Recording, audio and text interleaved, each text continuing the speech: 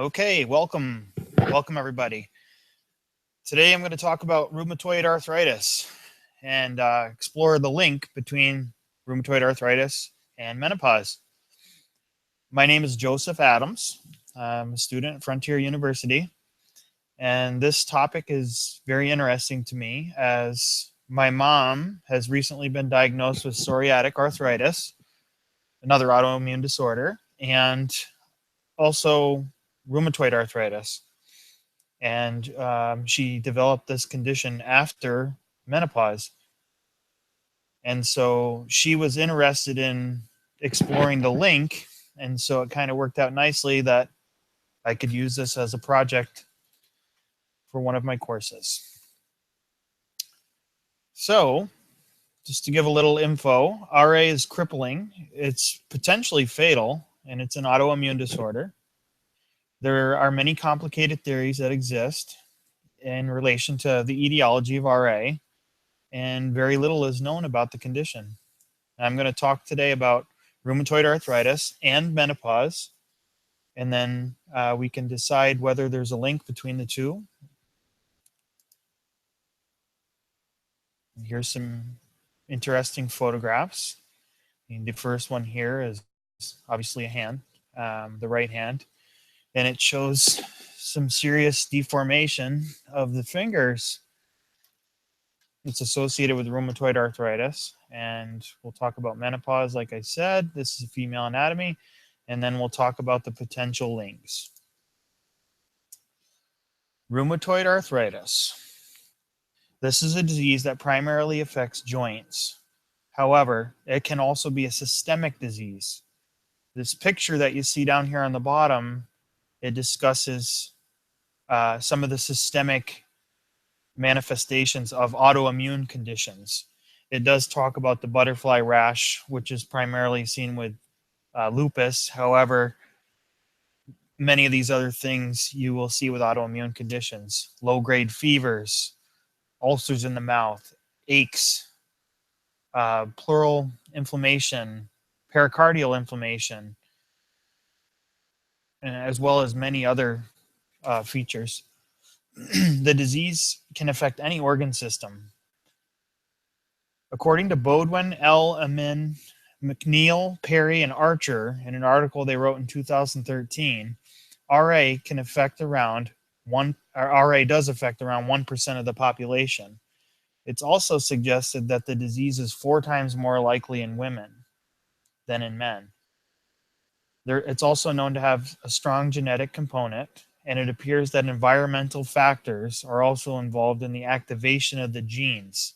Smoking tends to be one of the environmental factors that greatly increases the risk of RA development. As in the case of my mom is postmenopausal. She did smoke most of her life. She's quit now. And she also has genetic factors. My grandma had the condition. So the disease, rheumatoid, tends to wax and wane. It's a condition which has what's defined as flares. So during these flares, the symptoms become worse. And systemic RA can have serious complications, which can include death. This is something that can kill you. Initial symptoms include fatigue, low-grade fevers, morning stiffness in joints, and swelling and redness in joints.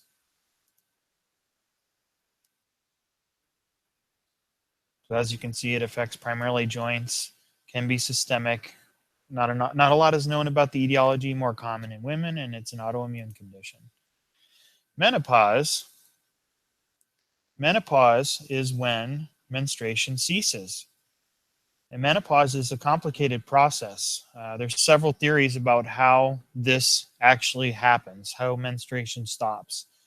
Although I'm going to simplify it here a bit, it's primarily related to decreasing hormones, decreasing follicles, and so forth. The hormones is what we're going to focus on.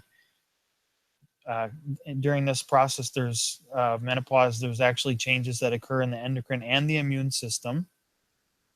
The endocrine changes are when several key hormones, including estradiol, estrogen, androgen, estrogen, and several others, decrease.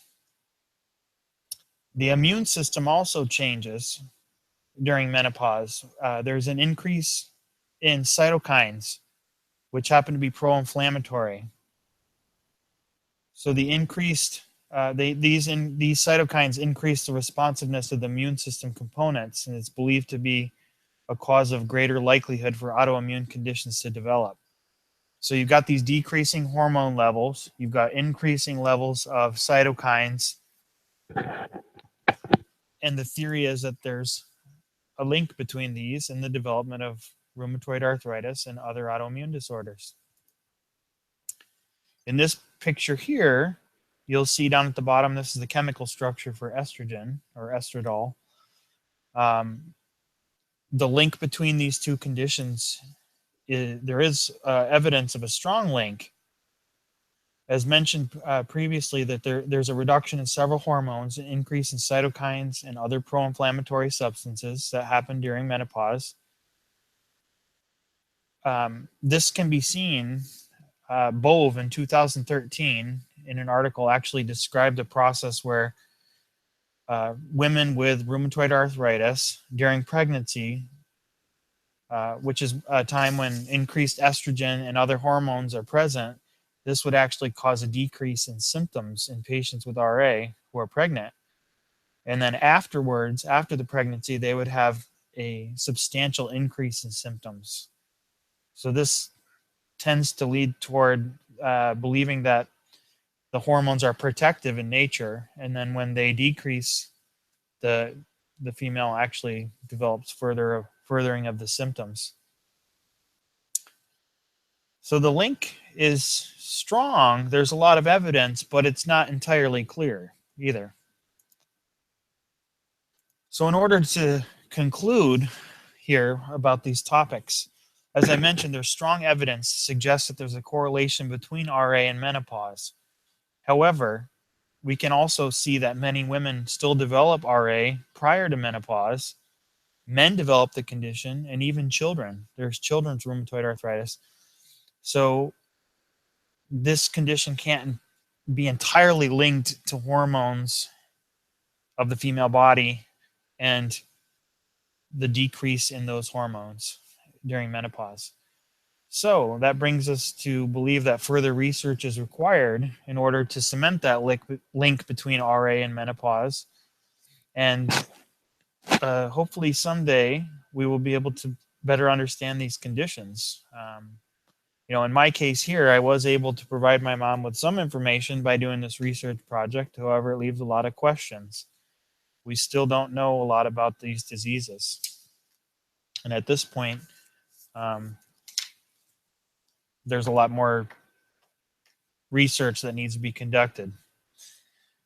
And that concludes my presentation. I hope you enjoyed, and thank you.